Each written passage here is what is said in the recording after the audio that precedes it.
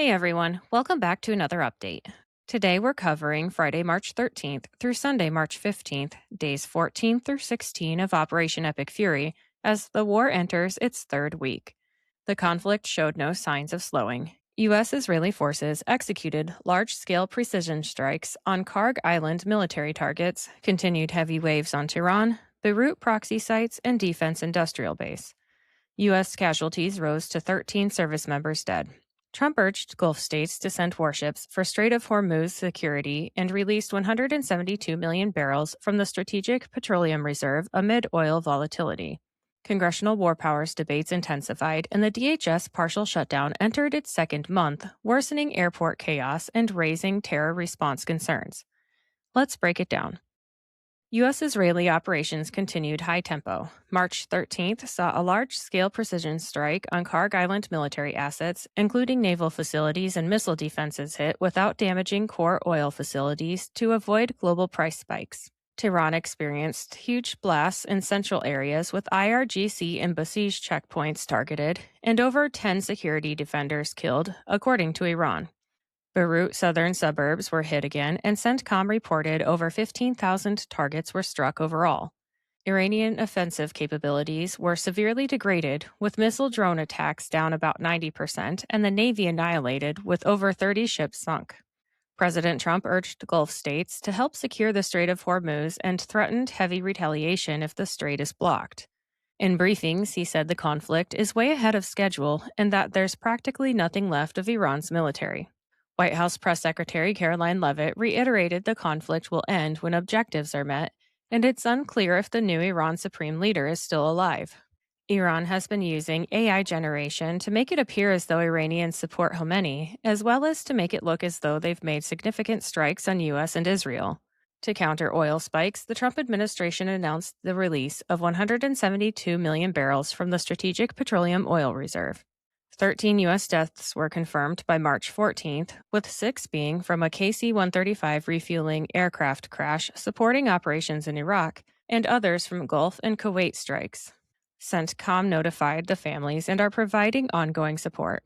All but 3 of the Iranian women's soccer players have returned to Iran from Australia despite being offered asylum, with it being likely their families' lives were threatened if they did not return. Now it's time for the noteworthy tidbits, which are brought to you today by Big Fork Brands. Let me tell you about them quick. Sometimes I get on a roll cleaning or gardening, and I need a boost but don't have time for a meal. Big Fork Brands pork jerky is the perfect choice to keep my momentum, offering high-protein snacks for on-the-go energy boosts. Not only do they offer pork jerky, but they also make pork sticks, bacon sausage, bacon hot dogs, and burger and hot dog sauces. Products come in a variety of delicious flavors, including Thai green curry and maple and brown sugar for the meat options, and gangster and Chicago fire for the sauces. I personally think the original flavor of the pork jerky hits just right after tackling a big chore. It's a little salty and very flavorful. My discount code gives you 20% off your entire order, and it's currently the best deal available. Just visit bigforkbrands.com and enter in my promo code JADE, that's J-A-D-E, at checkout. All right, let's get back to the tidbits. Due to the partial DHS shutdown, over 100,000 TSA employees went unpaid. Workers have called out, resulting in unbelievably long lines. The Trump administration launched Section 301 investigations into 60 countries for using modern slavery or forced labor, which could result in massive tariffs and fees. Due to the recent Muslim terrorist attacks, Representative Andy Ogles filed legislation to overturn the Hart-Celler Immigration Act of 1965, which ended America's filtering of immigration based on national origin.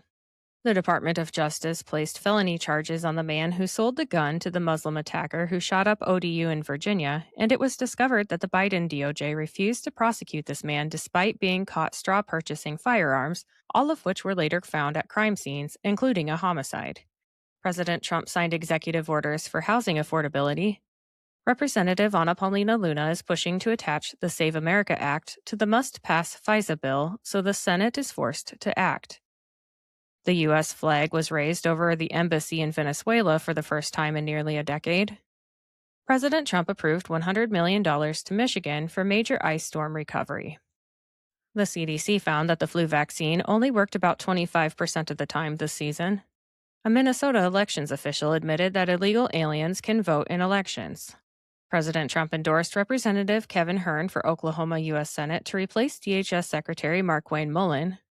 Authorities caught a massive fraud scheme in Dearborn, Michigan, in which 400 stolen cars worth $40 million were intended to be smuggled to the Middle East. Real Clear Politics found that President Trump has a higher approval rating 60 weeks into his second term than Obama and George Bush at this point in their second term. That's March 13th and 15th in focus. Epic fury claims dominance, but casualties climb. Is an end of the conflict in sight, or will we enter a new phase? Share your thoughts on Instagram or X at Shades of Jade Pod. If these episodes are hitting the spot, subscribe, review, and share. Thank you for listening and have a great day.